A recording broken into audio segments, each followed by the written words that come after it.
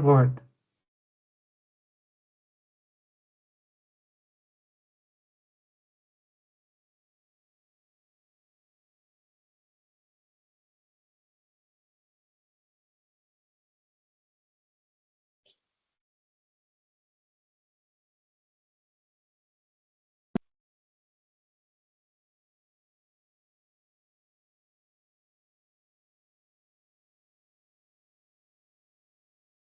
I think we can start now.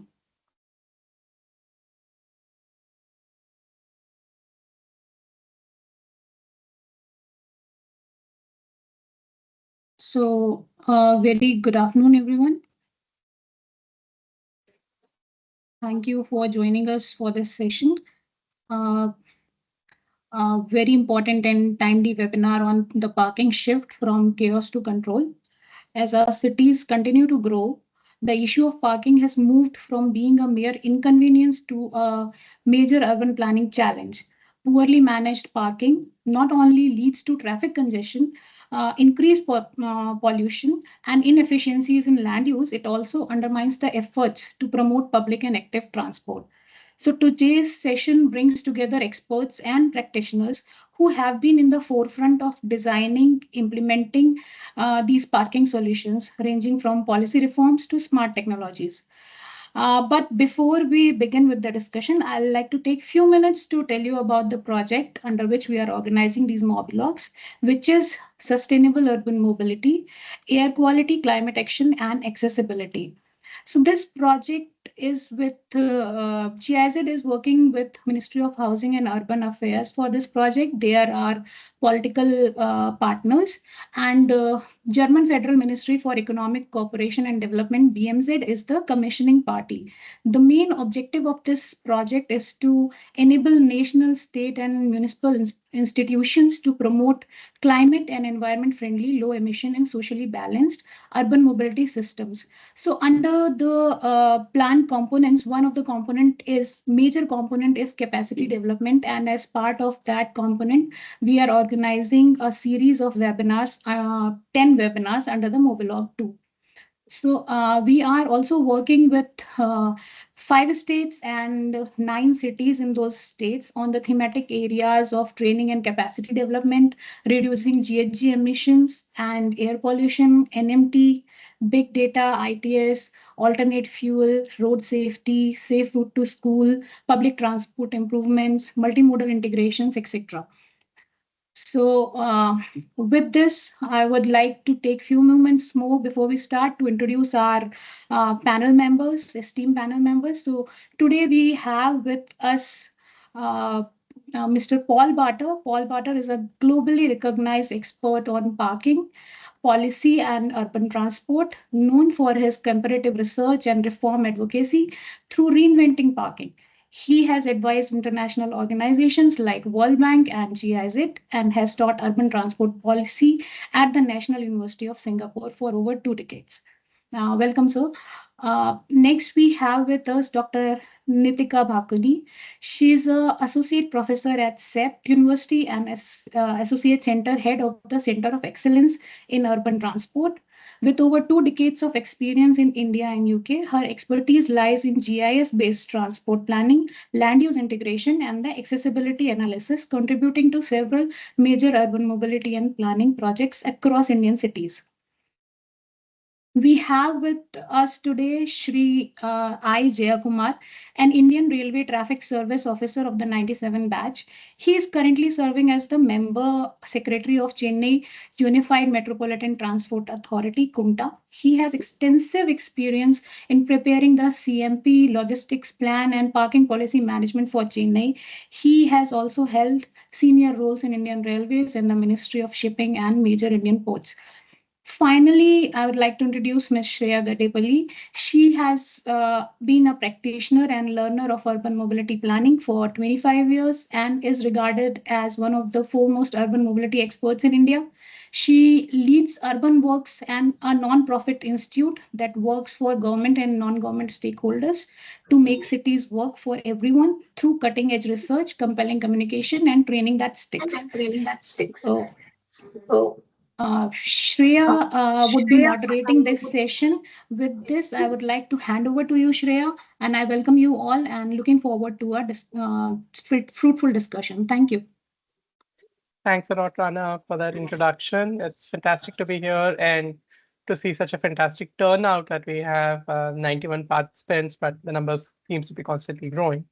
Also, very happy to have the three panelists that we have today, Paul, Mr. Jaykumar, and Nikita. So what I would do is first do a quick introduction, setting the context of what the parking issue is, try to demystify the parking issue, and then we will go into a discussion with the panelists that we have.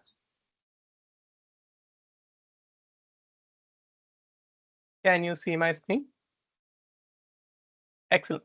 Yes. So I'm calling this presentation "Park It Right" because we often park it wrong, if you will, when it comes to parking. Um, the very first question to everybody present: does your city have a parking problem? If you think it's yes, maybe you can just write in the chat box yes.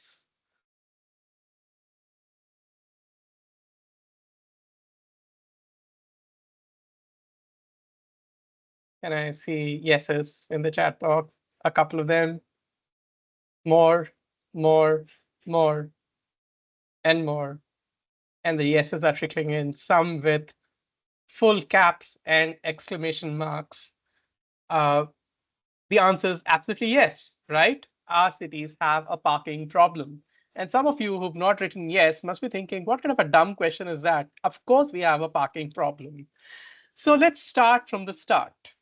And the start is, what are streets for? And I'd say streets are primarily for two purposes. Of course, they have multiple other purposes, but primarily for two purposes when it comes to mobility. The first is to go around the city. You know, you want to go for work or education or recreation or to a hospital or wherever it is. Streets are meant to take you from wherever you are to wherever you need to go on a variety of modes of transportation. That might be buses or two-wheelers or cars or some other modes. But they're also meant for walking and enjoying the city. Like streets are public spaces, right? So if streets are meant for traveling across the city and as public spaces, as walking spaces, what we actually have on streets today is a parking deluge, where parking just takes over footpaths, blocks walking completely. Parking also blocks traffic. And what we are left with effectively is oftentimes just a single lane for traffic, which creates traffic bottlenecks, and it becomes a walking nightmare, right? A walking nightmare. And the interesting thing is there is no space left for even more parking. Like if you need more people to park, there's no space left for parking. So what's the solution? And the solution, if I may offer, is to grab hold of all the parking and move it off the streets, right? So that we clear up the streets of parking and reclaim the streets for people. Excellent. So that's what we need to do. And for this to happen, the solution is to create more off-street parking. But unfortunately, that's wrong. The answer is not to create more off-street parking, because this is what happens. If you go to any city, like every city has development control regulations which require buildings to create more and more parking. And yet our streets are still flooded with parking, right? So despite creating more parking in the hope of not having streets flooded with parking, we still have streets flooded with parking. And we create MLCPs, multi-level car parking, which are often just empty because streets are free to park. So which idiot is going to go pay and park in a multi-level parking when it's more convenient to just park on the street wherever you want and not pay anything for it, right? So the first starting point of doing anything with parking is to start managing parking on streets. You need to define where parking can happen, enforce that parking, and charge for that parking such that people then get nudged to move into off-street parking. Now, the next question that comes up is who's going to build that parking, right? Who should create this parking? And the answer, it seems quite logical that the government must create parking, right? This also is wrong. Because imagine if you were to buy an air conditioner, right? You were to buy an air conditioner and come out and say, government, I bought an air conditioner, but the government, you've not given me a house to fix it in. Please give me a house. Now that sounds bizarre, right? Hilarious. But that's exactly what happens when it comes to what happens when you buy a car or a two-wheeler. You say, I bought a car, but the government has not given me free place to park, right? It's exactly the same thing. We need to understand that parking is a commodity. It's a commodity that one has to pay for. It's a piece of real estate. But the point that's raised by those who have cars and two-wheelers is I have already paid road tax. Since I have paid road tax, I should get parking, free parking. So let's look at how much road tax do people pay. Now, these are the most common cars which are sold, which come onto the Indian roads, right? A typical hatchback like a Wagoner or a small sedan like a Desire. And the lifetime road tax, which is like for all the 15 years that a vehicle can be on the road, ranges from 23,000 to 64,000, depending on the city. Mumbai charges more, good for Mumbai. Delhi charges the least. Not surprising that Delhi has more cars coming in every day. And similarly, for a sedan, it's ranging between 46,000 to 75,000 rupees, right? This is, remember, for a lifetime. How much is the cost of parking? If we understand that we cannot accommodate the amount of parking demand that there is on streets, and it needs to be off street in multi-level car structures, this is what the cost of car parking is. Like, it occupies about 250 square feet, including the circulation space, the ramps, the entry, exit, etc., which has a land cost per month. And I'm talking about monthly cost, a land cost of 7,500 rupees, a building cost of 7,500 rupees, and an operations cost about 5,800 rupees. So on the whole, for one car parking, if it needs to be built by somebody, doesn't matter if it's government or private sector, it costs about 21,000 rupees per month, right? That's the real cost of parking. There's an average cost, which I've taken in a tier 2 Indian city, not even a tier 1 city in the CBD of a tier 1 city. I'm talking about a tier 2 city, the average cost. And if the cost of parking in a tier 2 average city is 21,000 rupees per month, and the cost that one has pays as road tax in Delhi, for example, for a Wagoner or a hatchback is about 23,000. Basically, the first month's parking cost, the entire road tax only goes towards that. And then what about the next month and the next month and the next month, right? So basically, road tax is a minuscule amount that one pays compared to the cost of parking that we have in our cities. And the question really one needs to ask is, what should the government be doing? Creating houses for cars, which is parking, or housing for people, right? What is the government responsible for? And how much parking is enough parking, right? Is one MLCP of 200 cars enough, or 10 MLCPs, or 100 MLCPs, or 1,000 MLCPs? Like, we really need to start counting and saying, is this really the right way of spending public money? Especially given that road tax is not covering any of this. So next point is that we imagine that, and this is a very common idea amongst especially metros, that park and ride is required to promote public transportation. So a metro station needs to have parking to promote public transportation. Unfortunately, this is also wrong, because the real comparison, the options before us are these. For the same amount of money, which is about 15 crore rupees, you can either create one multi-level car parking of about 250 cars, or get 15 air-conditioned buses to serve about 10,000 people daily. So if our goal is to get more people to be using public transport, what we should have is a fantastic bus service that complements the metro to get more and more people to the metro. so that they can actually take the metro or even take these people directly on the bus to wherever they need to go, compared to spending all that money on an MLCP. Let's realize that parking really is like a magnet that attracts vehicles, that attracts traffic. So when you know that your destination has parking, one tends to take one's vehicle because you know that you can go park your vehicle. But imagine if there was no parking at your destination, or that parking was very expensive, then you start questioning whether or not you should get your car out and try to look at alternatives.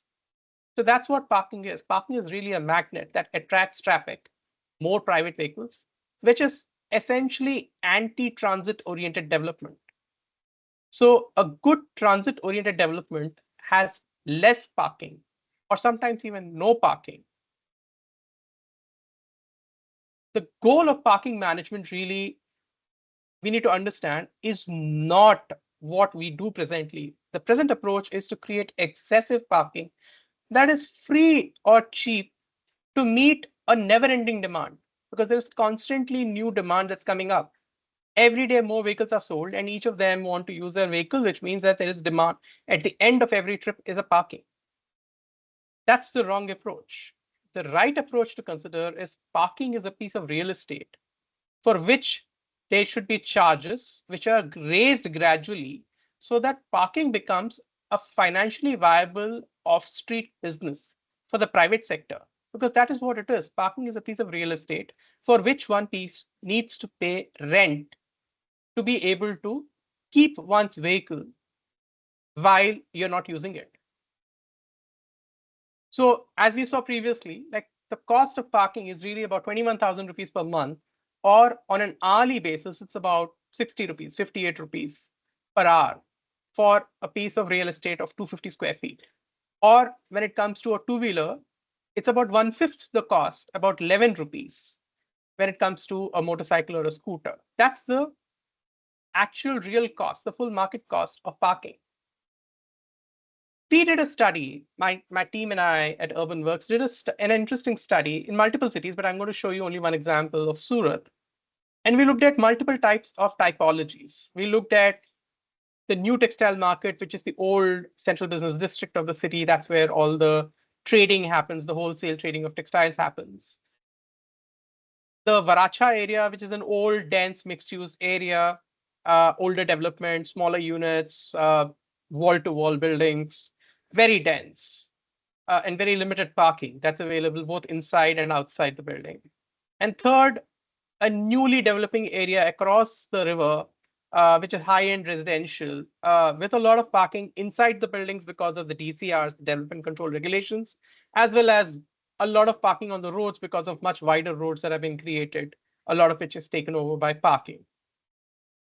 And we asked people as to their willingness to pay for parking.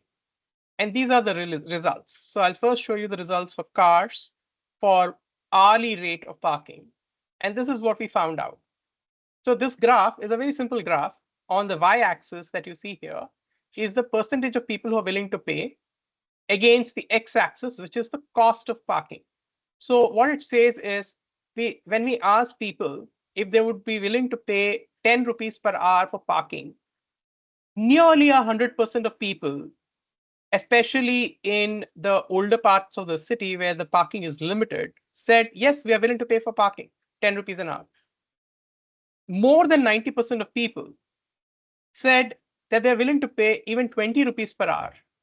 It's only after that the numbers started dropping down, right? As the price increased, the willingness to pay decreased. And what we found essentially is that the willingness to pay for parking is higher in areas with limited parking. So if we want to charge more for parking, the limitation needs to be there on the other end.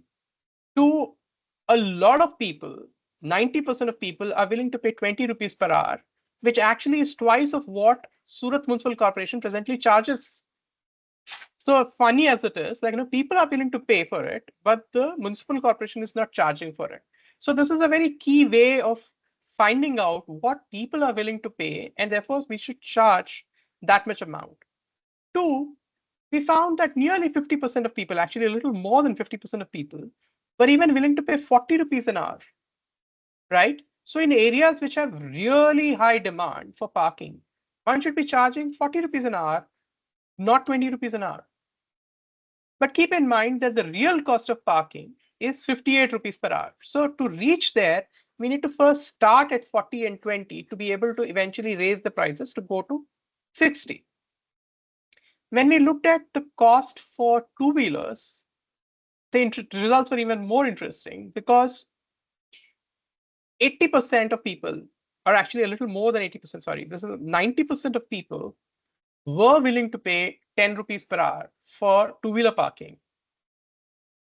And the real cost, the full market price of parking for two-wheelers is only 11 rupees. So which means that nearly everybody, especially in the older parts of the city where parking is limited, is already willing to pay the market cost for parking. So there's no reason why we should not start at these prices of charging for parking. So what should we do? We should first map and see where the demand is. And one would realize, so this is a map. This actually happens to be Rajkot, but you could do this for any city. We mapped where the demand for parking is. So the red is extremely high demand, which is like 150 to 300% of the supply.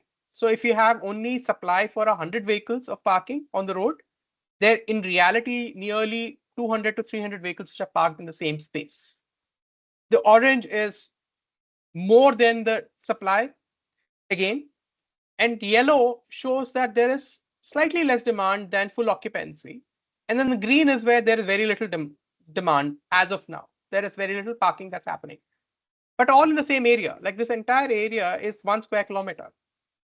So what we need to start doing is in sections of the roads where there is highest demand, let's charge the highest rate, 40 rupees per hour. In sections where the demand is in between, which is like 60 to 100% occupancy, start charging 20 rupees an hour. And in sections which has no demand, don't charge anything at all.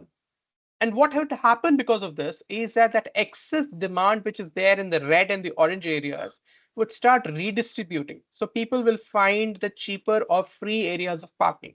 So we need to have differential rates for parking and also demand-based parking, which means that the parking rates need to be revised. Whenever the demand exceeds 90% of the supply, we need to increase the parking fee by 50%.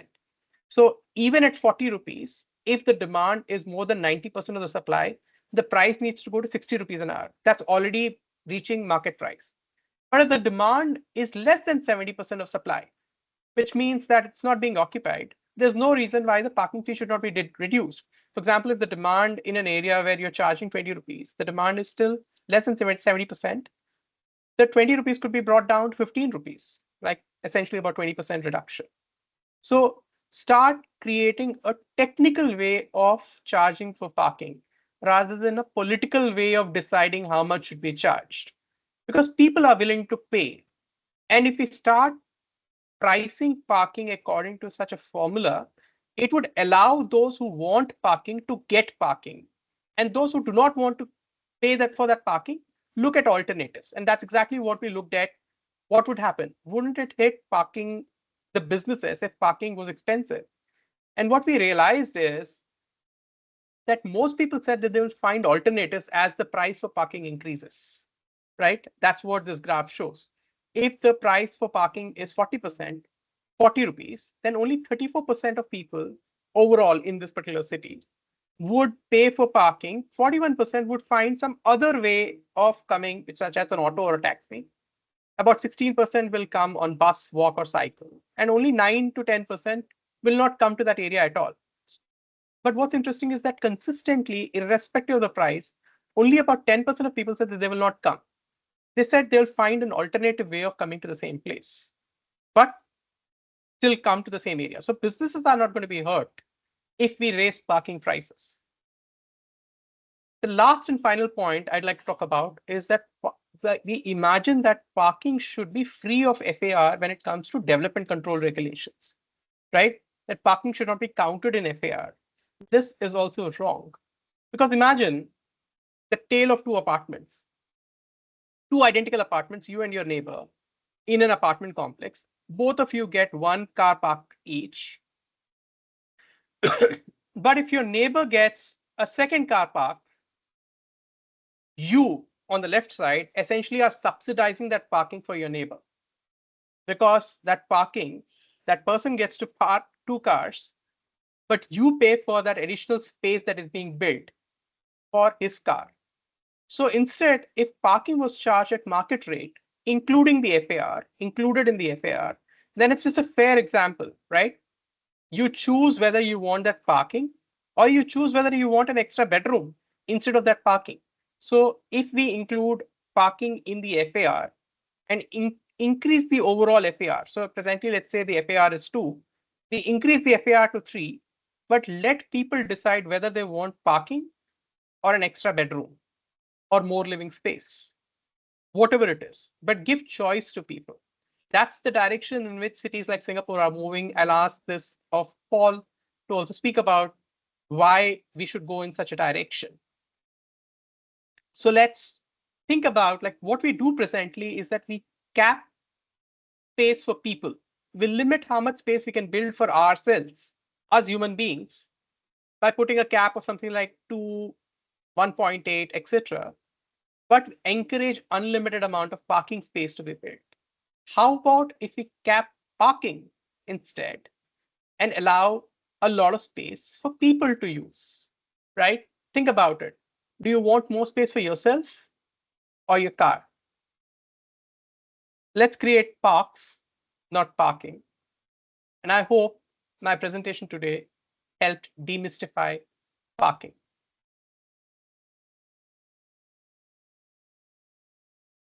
So I hope this presentation kind of opened your eyes on what the issue of parking is and how we should approach parking.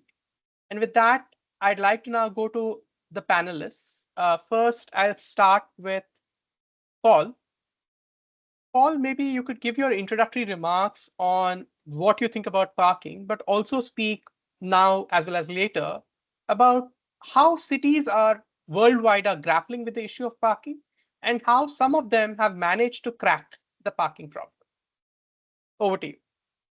Okay, thank you, Shreya. Yeah, so I prepared a few remarks, but I'll use them as a rough guide, and then I'll try to respond to Shreya's questions as well, hopefully within just a few minutes. So here's my main message.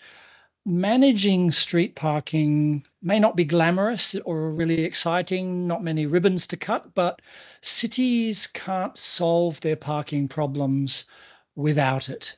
So let me explain that in a little more detail, and I'll try to give some examples as well.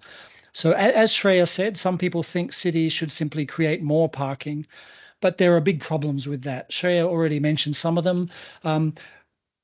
Building more parking doesn't help much if the street parking is not managed. And as Shreya mentioned, Indian cities have been finding this out. Multi-level parking facilities are often half empty because it's just too easy to park in the streets. The streets are still in chaos. And another reason is that we actually risk ending up with too much parking. Australian and American cities tried to build more and more parking for decades. They still had parking problems in the street, and eventually they ended up with oceans of parking. Many of you may have visited and seen so much parking everywhere, and they have car-dependent transport systems. The cure to the parking problem was worse than the disease in those cases. So these days, most parking experts say that the best way, or even the only way, to solve street parking problems is to manage the street parking.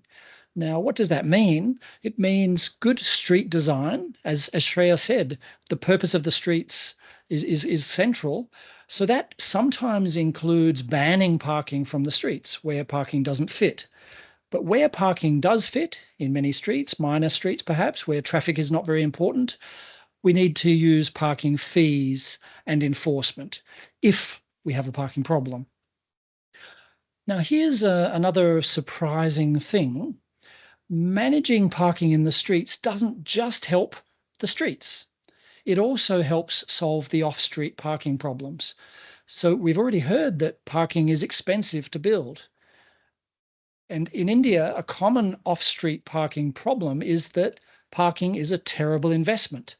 The willingness to pay for parking is too low, and nobody can make any money from building parking. Motorists don't have enough incentive to find off-street parking or to pay for it. So we have this strange situation. Parking off-street is half empty, it's losing money, and yet everybody says there's a parking shortage. That's weird. It turns out that on-street parking fees and effective enforcement, by providing motorists with the incentive to look for parking off-street and to pay for it, will make parking a better investment. So even if you're a little skeptical of what Shreya said before and what I'm saying now, that providing more and more parking is not really the solution, even if you think your city needs more parking, and certainly certain districts probably do need more parking, even then, the first thing to focus on is actually on-street parking management with fees and enforcement, because then you'll get about the right amount of off-street parking eventually. Shreya mentioned that parking fees can be set in a demand responsive way. It turns out that that is an increasingly common thing done in cities around the world. Cities as diverse as Moscow in Russia, Seattle in the United States, Auckland in New Zealand, Calgary in Canada, Taipei in Taiwan, China, are doing it that way, roughly speaking. So it's not a new thing to be setting your parking fees. If the parking's too full, you should raise the fees. If it's too empty, you drop the fees. And if it's just right, you leave the fees as they are. And this is a reminder of another important point about fees, is that many of us think that the purpose of on-street parking fees is revenue. The purpose of off-street parking fees is to pay for the parking. The purpose of on-street parking fees is not to pay for the parking, and it's not revenue for the city. The purpose of on-street parking fees is to make sure that the parking is never quite full. So this is really important. Why is that important? Well, it's important because we want motorists who arrive in the area to be able to find parking, to find an empty space. And that means they'll park quickly in a proper space, and they won't circle around, they won't double park, they won't park on the footpaths, they won't park at a corner. So we can achieve this. How is it that fees achieve this? They nudge people, as Shreya said, people are responsive to the fees, they'll choose an alternative, or they'll park in one of those green areas where the parking demand is low and walk a little bit. So just to end up, some of you might be thinking, but isn't it very difficult to do this? Isn't it difficult to set up efficient street parking fees and street parking enforcement? And the answer is yes, it used to be very, very difficult. But the good news is that technology over the last 10 years or so has been making it easier and easier to impose parking fees in the streets and to achieve effective enforcement. Improvements such as mobile payments using apps, QR codes, or RFID, digital enforcement tools such as identifying vehicles with license plate recognition and RFID again. And these modern methods also provide the city with a rich stream of parking data to allow the city to monitor the situation and to make adjustments when needed. So just in summary, managing street parking is not glamorous, but there's no better way to solve your parking problems, both in the streets and away from them. So perhaps in the interest of time, I'll stop there. If there's time later and we have some more discussion, I'll mention a few specific cities doing specific interesting things. Many people are interested in Japan, and perhaps I'll mention Japan later on. They have an interesting policy, proof of parking, which I believe there is interest in that in India. So if there's time later, I'll say a few words about that. But just to give everyone a chance to speak, I'd better stop there. Thank you. Sure. Thanks a lot, Paul. With that, I'll actually move to Mr. Jay Kumar. He is the member secretary of one of the first and so far the most concrete UMTAs that we've had in the country, the Unified Metropolitan Transport Authority. We've been talking about the need for UMTA forever in India, but Chennai was one of the first to establish such an UMTA back in 2010 and now has a proper secretariat, which is headed by Mr. Jayakumar. Good to have you with us. And also good to have somebody who's a decision maker in his own right, and also somebody who's recently published Chennai's first parking policy. So, Mr. Jayakumar, maybe you could speak a little bit about the process that you went about, the key issues that you have addressed in the parking policy, but also the challenges that you see and how you plan to overcome them. Over to you. Yeah. Thank you, Shreya. Now, Kumta, as a Umta in Indian context, this is the first Umta with the legal backing and a separate secretariat, because many cities have offices on additional charges, and so it is working under the development authorities as a party. Kumta in Chennai also like that. Then for the past 3 years, it is in active mode now. Recently, the parking policy has been approved by the Honorable Chief Minister himself, and it has been issued. Government order also has been issued. So few reflections, and just if you permit, I'm having some presentation. I can quickly give the presentation, or I can explain. It might be easier if you were to just speak about it, reflections on it, rather than a presentation, because I think people really want to know from the horse's mouth how it is to be leading the parking policy, and the challenges that you see and how you're going to overcome the challenges. Yeah. In Chennai, the parking policy has been talked about for the past 5 to 6 years. Then we have taken this responsibility once now we have been activated, and we drafted the parking policy, run through all the departments, local body, police, all the concerned ministries also. Lot of discussions happened. Now, main thing is many of the points you have explained. Parking is a real estate commodity, not free. That point we we're driven.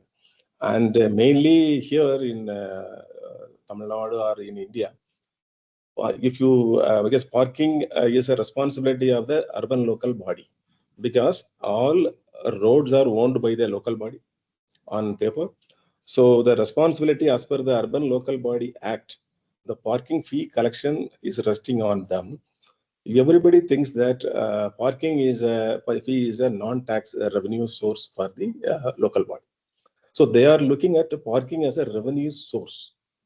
But what Kumta, we are projecting it as a travel demand measure, or it's an urban mobility measure primarily, and the revenue is incidental. It's a byproduct. That's right. It's not necessarily the primary item. That's what we are driving the force. We explained to the Chief Secretary level meeting also.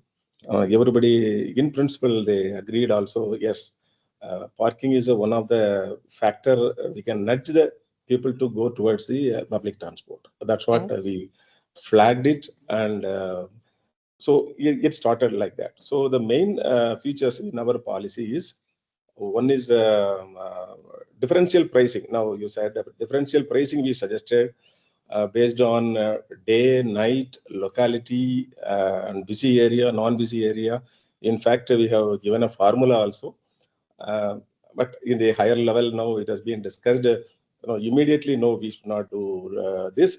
At least we will fix the price higher, and that is moderately, and then slowly we can increase it over the period of time. That is, we can use it as a nudging tool to push the people towards public transport. So we have the pricing wise, we have some small setback.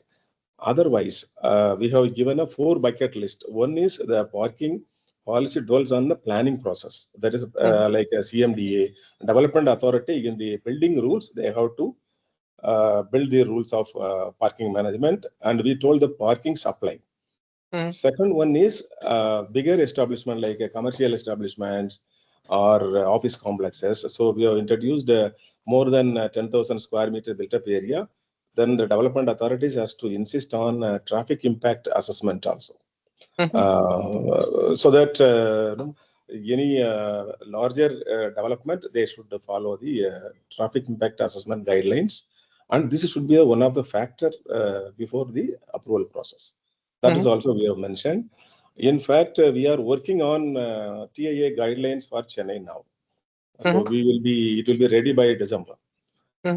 So this is the planning process. Other three pillars are planning and design, pricing and enforcement, and reinvestment. So here, one of the key factor is generally policy talks about only policy. Here, what we brought strategy and action plan also. That is, we have recommended an institutional structure for parking management. Many of you may be knowing normally parking management at the local level, now it has been happening in a street-wise, and local, some vendors will do. Partly it will be accounted, partly will not be non-accounted, less technology intervention, and so forth. So we wanted single authority or single agency to manage parking as well as enforcement. Here in Indian context, the parking is managed by the local body. Enforcement, that is no parking or towing the vehicle, is being managed by the police. So again, naturally, police having a lot of vacancies, 25 to 30%. So they will not come immediately to any towing process or any footpath, any vehicle is there, they may not be interested in taking it away. So this is a inherent problem. So we thought we will bring into one authority. Then there is a issue of Motor Vehicle Act. Motor Vehicle Act and the Motor Vehicle rules in India says the towing is to be authorized by the men in uniform. So again, everybody talks about how to amend the act and all. Now we said act amendment is not required. The rule says men in uniform has to authorize. So the men in uniform will be deployed in a single authority like Kumta. We will make a parking management unit. He will be sitting here in Kumta. One man can authorize towing for the entire city through app.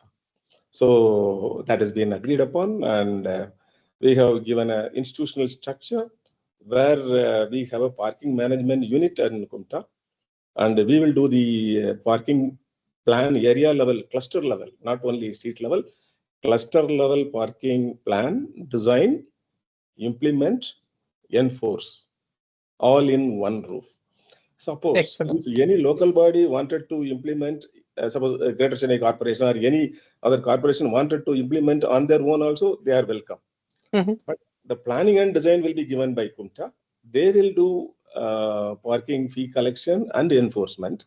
Monitoring will be done by Kumta, executive. This is what structure we have given. So it has been passed, and as a pilot project in Chennai, Anna Nagar, 4 square kilometer area, 25-kilometer road network, we have done a detailed plan, and the tender also document is getting ready, and it is in the finance vetting. Shortly, we will be floating a tender. So this parking will be launched by maybe by September. That's what we are thinking, because the tender process will take 2 months, and the vendor has to prepare himself for another 1 more month. So another 3.5 months, and vendor will be there on a PPP model, parking management with the enforcement capability. Excellent. And the one thing is we are already under developing a unified software for the parking for the entire city. So whoever the vendor comes, they have to hook into our software.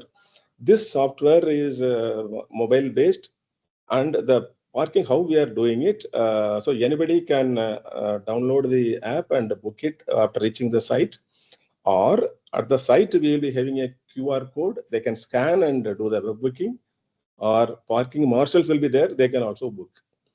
So the detailed things are there, so I don't want to take much time. Then further I would like to take questions also.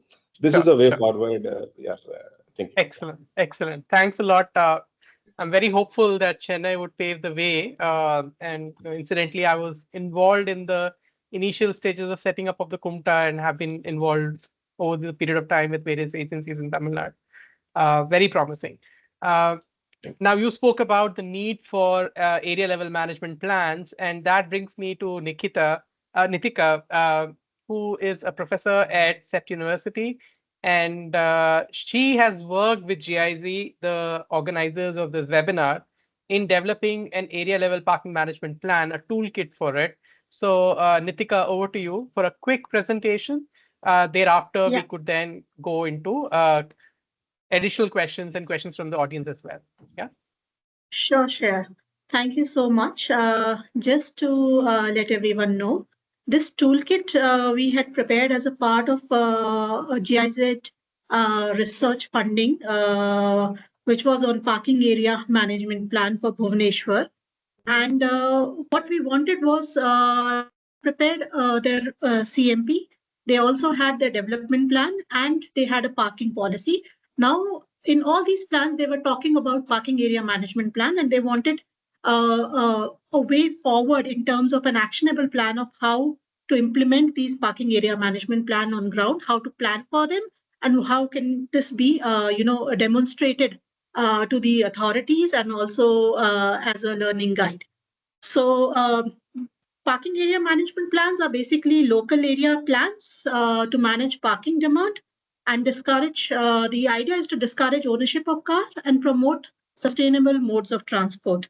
So these are not standalone plan in itself, but it's a bundle of plans that we will be talking about as a part of the toolkit. So one part of it is how do we make our parking area management plan, and the other part is the implementation strategy for these plans was also talked about as a part of this toolkit. So this is a toolkit that is available online. The link is shared in the last slide. Where we talked about how do we start planning for it, how do we delineate an area, what are the data resources that are required, the analysis that one needs to do for the parking demand and supply assessments, and then formulation of the parking area management plan. What priorities to be given, the number of areas for parking and no parking, pedestrians and NMT, improvements, trade signages, contract management, enforcement, and monitoring and evaluation. So all these aspects as a step-by-step guide has been provided in this toolkit. So basically, when to think about PAN is when, there are competing land uses, roads become unsafe. I think a lot of these problems have been talked about by Shreya in her presentation as well, or as such.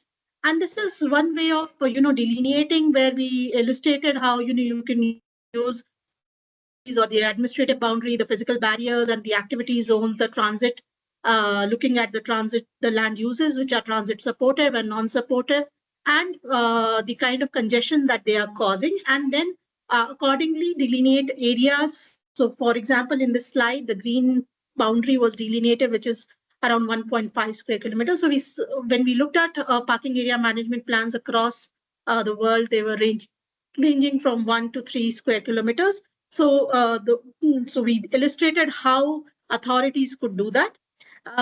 Then the kind of data to be collected and what to do with that data: supply side data, demand side data, management data, institutional data, NMT data, because when we talk about parking, we forget about these aspects, but these are very, very important aspects. And of course, the enforcement part of it.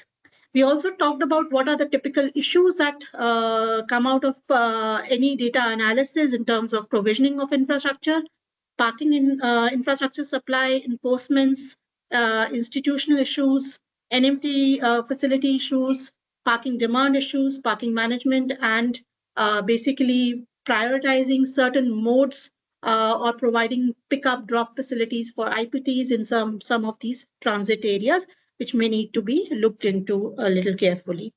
We also talked about two kinds of zones. Type of zones were the transit zones, where we had high frequency public transport plying on those networks, and the kind of approach to parking area management plan could be a little different in these areas, where one would restrict and limit the kind of parking, as Shreya has also talked about. Where you have transit, you don't need to provide any kind of parking as such. And more focus has to be on NMT and walkability and integration of modes. in these areas. And the parking, short-term parking that is also provided, if it needs to be provided, needs to be high, charged at a higher rate, and very restricted kind of parking needs to be provided in these areas, if at all. In the non-transit area, these are areas with low public transport frequencies. Here, the focus would be on the shared parking options in terms of how do you manage parking demand in these areas. Again, shifting of short-term parking along the PT modes, looking at NMT improvements. Those will be standard across, and also looking at permit schemes in some of these areas, because public transport is not there. But in the longer run, we would also want to prioritize public transport on in these areas as well. And how does one work towards public transport improvement strategies for the city as a whole? So this is how the parking area management plan would look like in terms of the signages, the kind of dynamic pairs that would have limited parking zones along the corridors, freight parking, dedicated bays for pickup and dropping off of goods. So those kind of things. And as I said, parking area management plan is not a single plan. So you have area permit plans, you have open area and NMT circulation plans, wayfinding, vending zone plans, traffic circulation plans, and the toolkit provides a guidance on how to go about doing each of these plans and what are the steps involved. And I think I don't need to repeat these kind of strategies in terms of no free parking in any of these parking area management plans, avoid lump sum payments, how Shreya also talked about optimizing charging of parking. So all those kind of strategies have been discussed as well. And how do you manage the financing of these plans is through the municipal budgets. There is also a councillor budget with the wards, councillors. Then there is one could get into PPP arrangements, and of course UTF funds can also be siphoned towards improving infrastructure, not really providing for more parking, but managing these areas towards improvement of PT and NMT and shared modes is where the focus needs to be. In terms of responsibility, I think planning cells, implementing agencies, enforcement agencies, and monitoring agencies need to have clear, defined roles and responsibilities. And in case of Bhubaneswar, for example, we also talked about setting up a parking cell. And this parking cell would be facilitated by the Bhubaneswar Smart City program.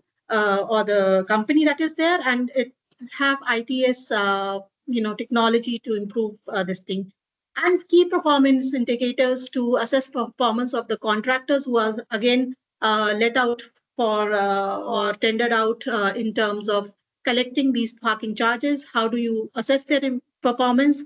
And this performance evaluation then becomes a criteria to increase charges or decrease charges, and to see the overall efficiency of the parking itself. So this is the toolkit, and the link is here. And we've also given 2 area demonstration plans for KIT University area and the Master Canteen area in Bhubaneswar, and use this toolkit to demonstrate how it can be done with detailed plans and programs and the design interventions that are there. So that's about from me, Shreya. Over to you. Thanks a lot, Nitika, for that presentation. I think it looks like a fantastic toolkit, and I would certainly recommend everybody to download and check it out. And I'm also dropping the link of a very interesting game that Paul and I developed. It's called the parking game. You can see it in the chat box. Anybody who's there in the session, please open the link and check it out for yourself. This is an open source parking game now. You can download the components and run the game yourself. But I found this game to be extremely effective in communicating the conundrum around parking, as well as how parking, like what the solutions are. Like, it really opens up minds like a light bulb, right? Suddenly they see how whatever I've said in this presentation or whatever Paul has said actually opens up in the minds in a very experienced way, like because people actually play the parking game. They try to park in a congested area with and without pricing, with and without enforcement, and so on and so forth. So do check it out. It's called the parking game. Also, study, like I had shown you some of the data from a study in Surat. So this was actually a multi-city study and also looked at international case studies. So do check out that study as well. It will give you more effective information, whatever you would need, again, on the UrbanWorks website. With that, I'd like to move on to some questions that have been posted here in the chat box. One of the questions was, the idea of proof of parking. So I'd like to ask Paul, as in some cities have the proof of parking requirements, others don't. What do you think is the effectiveness of proof of parking eventually in solving the parking problem? You're on mute, Paul. Sorry. Yeah. Yeah, I understand there's quite a lot of interest in proof of parking in India, and but also some skepticism. But the most important thing to understand about proof of parking in Japan, as it works in Japan, and Japan is the main place it's worked. It's worked for 70 years there, and it's worked very well. And the key thing is proof of parking has a twin policy. So there's two different policies that complement each other. So in Japan, if you park a car overnight in the streets, it will be towed away. And this is the explanation of why you might wonder, why does the proof of parking law not promote corruption? You know, you could bribe a police officer to get your proof of parking certificate and then buy a car. Well, the answer is there's no point getting a fake certificate or a bribed certificate, because you still can't park in the street. Your car will be towed away. So if any Indian jurisdiction wants to do this effectively and have it make a difference, you would need to establish some mechanism by, you probably can't apply it retrospectively, right? People already have cars and they're parking them in the streets. You can't suddenly tell them you need proof of parking, we're going to tow your car. But what you could perhaps do is say that if you buy a new car or a used car, so a car gets transferred, or maybe if you move house, then we could apply the proof of parking law to you, and you would have to prove that you can you have parking in your new place or for your new car. And then we would need the enforcement officials to be able to tell the difference between the cars to which proof of parking applies and the ones to which it doesn't apply. And the ones it does apply to, we can tow them away if we find them at 3 a.m. It might sound a bit harsh, but this would be reasonable because people would know this in advance before they make that decision of buying a car or moving house. So maybe that's enough on that. But the key thing is two twin policies, not just the one.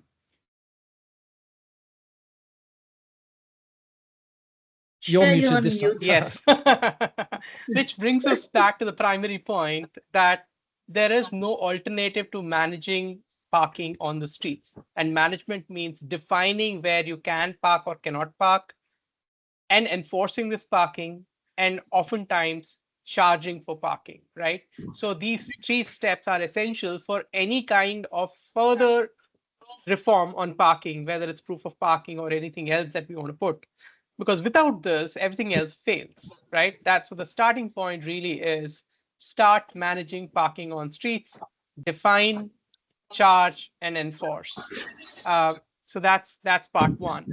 Another question that came up, and this one is from Advait Jani: can on-street parking management work without first designing streets? Again, maybe this is a question which any one of the panelists can answer, or I'm happy to take the question too. But would you, Nitika or Mr. Jayakumar, want to take this question? Actually, on-street parking should go along with the street design. Exactly. So that is the way we have to go. Because now we have done a detailed area level parking management plan. So where there is a no parking, a bus stop area or junction area, school zone, and IPT drop area, bus base. So all we have to define it. Then only the balance area only parking. Exactly. So that's what we have given in our policy. Second one, I am coming back to the proof of parking. In fact, in Chennai policy, we have included the proof of parking also. But when the caveat is, as a long-term measure, we have to go towards proof of parking. There also immediately there were a lot of newspapers carrying message: if you do not have a parking space, you cannot buy a car. So there is a lot of questions, political level and all raised, and we told not now.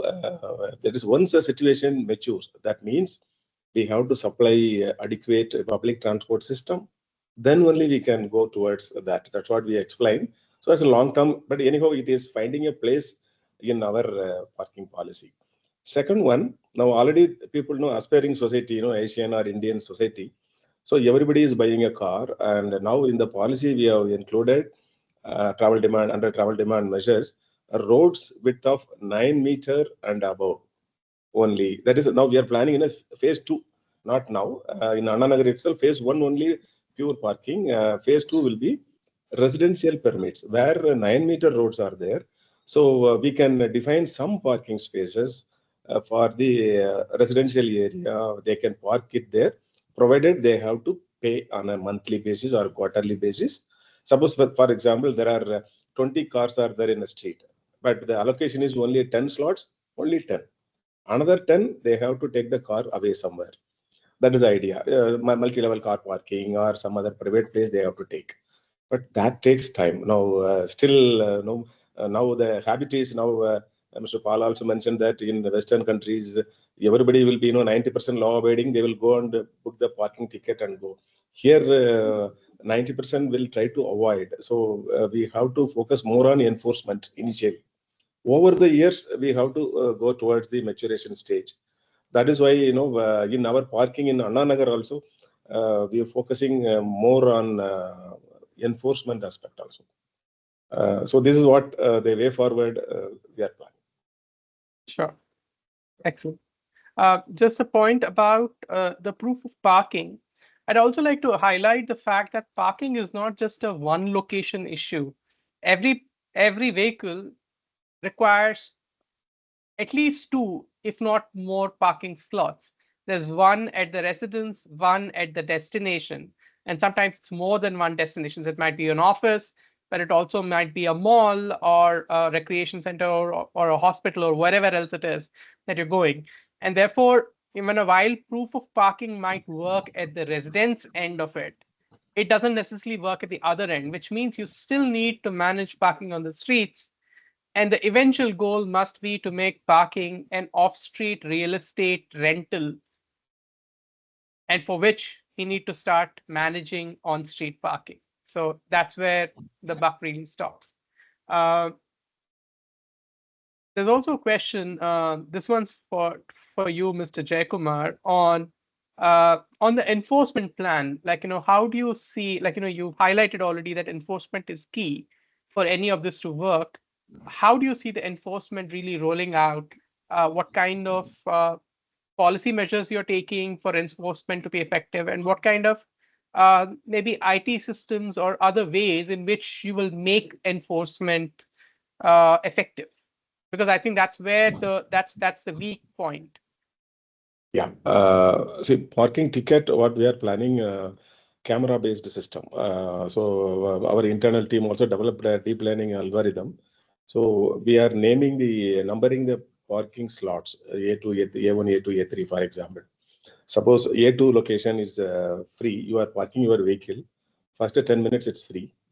11th minute onwards, if the parking ticket is not issued in the system, the camera is lat long coded and it will alert the server. The server will give a message to the parking marshal at ground. He will go to the car and scan the vehicle number. So vehicle number through the Wagon portal also we are planning to have a tie-up. So the owner, the message will go, you have to take a parking ticket. If he is not taking, even after 3 hours, it will be locked. After 6 hours, it will be towed. That is a method we are planning. And in the PPP vendor, we are specifying very clearly how many tow vehicles to be there, how many towing staff should be there. So our single software system also that having a enforcement portion. So it will be authorized by the police, but the tow vehicle will go to the site and tow if they are not paying after 6 hours also. And now we are having an SOP also now prepared. It will be signed by the police, local body corporation, and Kumta also. That in the event of how to manage the enforcement and management, what are all the responsibilities of all the agencies. For example, somebody is parking on the car on the street. He is objecting. A law and order situation comes. Then the parking marshal has to give local control. If the vendor is having one control there, local control. That control will give the message to our control, that is Kumtas or any central control. Their police personnel will be there. He will talk to the police control. Police control, he will deploy the additional backup. So this is what enforcement we are planning for the information flow and action flow. So that's what we are looking at it. But initially, it will be very tough. It is not a bed of roses. It will be very tough. There will be a lot of ground level issues will be there. So this is a maiden effort. Based on the success story, we have to expand to other areas. Thanks. Maybe Paul, you could speak about some international examples of how technology has helped cities to manage or enforce parking effectively. Yes. So, I mean, one key advance, which I believe India is progressing on, but maybe not quite ready, is that enforcement can become much more efficient once the vehicle registration system is improved, such that, as Mr. Jayakumar mentioned, you can just identify the vehicle, and then you can just send a notification, please pay the fine, or alternatively dispute your fine if you believe it's a mistake. No need towing and clamping in places where there's an efficient and effective vehicle registration registry. Towing should be the last resort. In places where there's an efficient registration system, you only tow if someone is parked in a dangerous way, obstructing, say, a bus lane, or making it dangerous for bicycles, etc. You don't really tow people for simple payment violations or anything like that. You would just issue them with a fine. So that would be something to work towards. One problem in India is that you only pay the one registration fee. In most countries, the vehicle registration system is updated every year because people pay their registration every year. And so the authorities update the registration regularly. And if you move house, you have to update it within 14 days and whatnot. So the vehicle registration is up to date. In India, we have our doubts about that, maybe. That's right. And also the question of, in India, only sort of non-commercial vehicles get a lifetime road tax, like, a one-time road tax. Commercial vehicles, on the other hand, do actually have annual renewals that are required. So maybe it's time that even personal motor vehicles go into the regime of annual re-registration. Like when we pay for everything on a monthly or an yearly basis, why not also for vehicle registration to help improve the registry itself, right? Nitika, anything Yes, that you'd like to add? Yeah, sorry, Just please. one thing, Shreya, I just wanted to add. I agree to what Paul is saying, that the registration is an issue, but I think the challenge that enforcement agencies now are also facing, that in India, even with the new smart city program, and a lot of challans are now issued as e-challans in India. The payment of those challans is recovery of that cost with the traffic police is still a question in terms of how many people actually pay those challans as such. So we have more violations on that side as well. So maybe if not towing, then clamping is something that will still need to be done in Indian cases where you would want people to pay for violating the law, because we are notorious as far as paying for things is concerned. Even though we have systems where challans come to our house and one can it's see not that, just you know, Indians. Yes. Anywhere, Yeah, anywhere in the actually, world will do it if they can get away with it. Yeah. So one thing is in India, towing can be used if someone Yeah. has 5 outstanding tickets, then you can Yeah. tow them. That's a good idea. Yeah. yes. Yes, Mr. Actually, in Jayakumar, India, please go ahead. now in Chennai, in Tamil Nadu, the same thing. So like challans issued, only 10% is the realization. There is a 900 crores worth of challan issued over Tamil Nadu. Only 60 to 70 crores realization. So 10%. And here also in Annanagar, what we are planning, okay, it is like a deterrent. It's a last measure only. We will be towing the vehicle. Normally, people we are expecting that people will pay. And towing also, you cannot tow all the vehicle also. Again, practically not possible to manage. So we are planning to have one impounding area for keeping the towing vehicle, some 20 vehicle space. We are already earmarked, and the vehicle will be placed there. This is like a last minute deterrent. But the only thing is we have to see how far the enforcement effectiveness at ground level. Second, bikes will be parked on the footpath, so we have to lift it up. So there are challenges will be there. So we will see by the next 3 months when we launch this program, we will come to know. Yeah. Sure.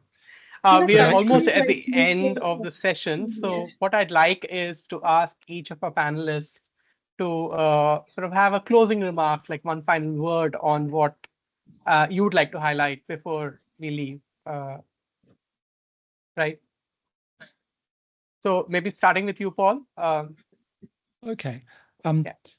I guess one thing that I've learned, especially from both of the other speakers today, as well as in several similar webinars recently from India, is I'm just very, very encouraged by the huge amount of activity going on parking reform, parking management in Indian cities. And so it's very, very encouraging. And I would like to urge everyone to feel to have a can-do attitude. I'm very, very encouraged by Bhuvaneshwar's and Kumta's can-do attitude on this, because for so many years we've seen that it's just too hard. We can't do this. We can't do that. And I see that things are changing in India, and this is really encouraging. And I would encourage you to look around the world. I have a website called the Parking Reform Atlas, and in that website you can see many examples of places that have also adopted a can-do attitude.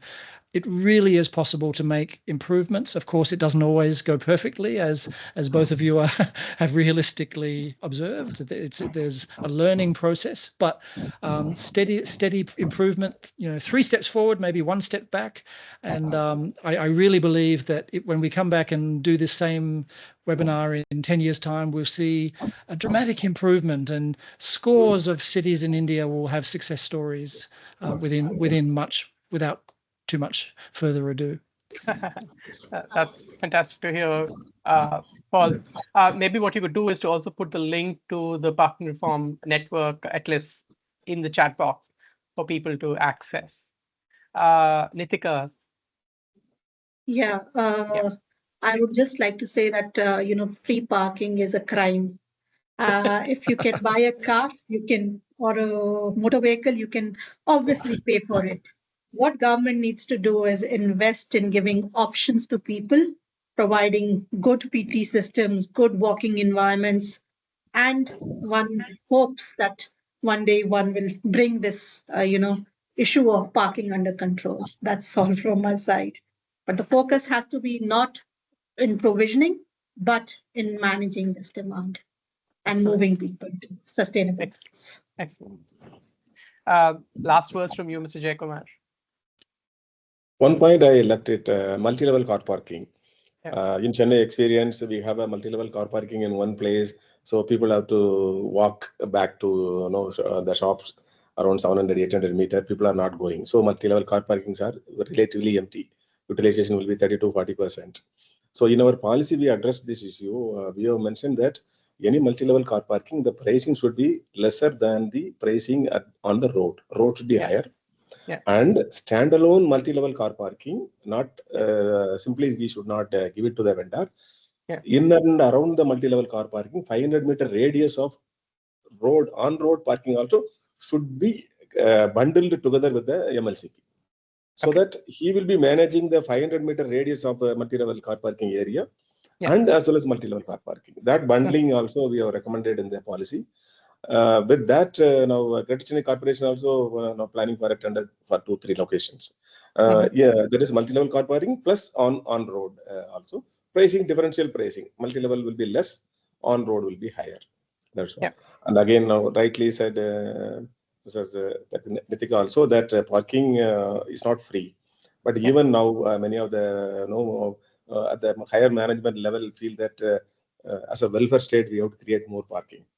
Like a welfare. But that realization, sensitization, now it has to happen. Now only started. Now we are every forum. We are also reiterating that parking is not free. It has to be charged, and coupled with we have to pump more buses and more public transportation. Transport. Transportation. That is what we are focusing. So let us see. We will. I think some good learning inputs also from your side, the toolkit, and we will see this atlas also. Our team also will work towards that, so that we will refine based on our experience. So we are now. So initially, Kumta was thought about only a planning and coordinating body. We thought, no, planning and coordination, okay, but we should show them that okay, we can also act in the field, show the results, so that local bodies will replicate this model. That is the idea. Now we are going for it. Yeah. Excellent. And before closing, maybe final word from me. I cannot emphasize enough the need to start managing parking on the roads, which means that we also need to design those streets, but we need to start defining, charging, and enforcing parking on the roads. This opens up the possibility of off-street parking markets. We've already seen in multiple cities that this is already happening.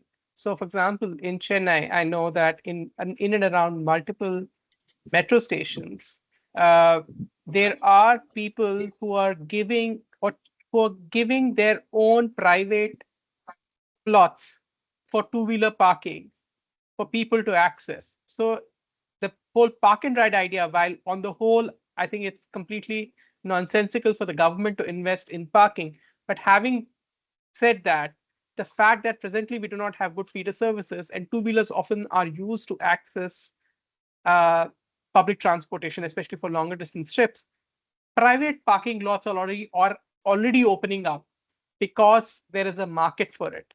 But that would be promoted that much more if we start managing parking on the streets. So there is a huge potential for private off-street parking market. What the government needs to do is, rather than building parking, to start charging and enforcing parking on the street, to let the private sector take over the business of parking. So with that, this session comes to an end. Over to you, Rana, for any closing words that come from you. And thank you, Shreya. Thank you for a wonderful moderation, and heartfelt thank you to all the speakers for sharing such valuable insights and recommendations. And to all the participants who stayed with us till the end of it. We have exceeded our time, but thank you so much. And I would like to just mention that with today's session, we have completed our target of organizing 10 webinars under Mobilog 2.0. But with the incredible response we have received, we will be organizing 5 more webinars over the next year. And the next one would be on building integrated transport systems, the learnings from transport from London and others. So please join us on 22nd May again at the same time. We'll be happy to share the insights with you. Thank you, everyone. Thank you for being a part of the Mobilog 2.0 community. Thank you. bye-bye. Thank you all. Thank you. Thank you. Thank you. Thank you. Bye-bye. Bye-bye. Bye. Thank you.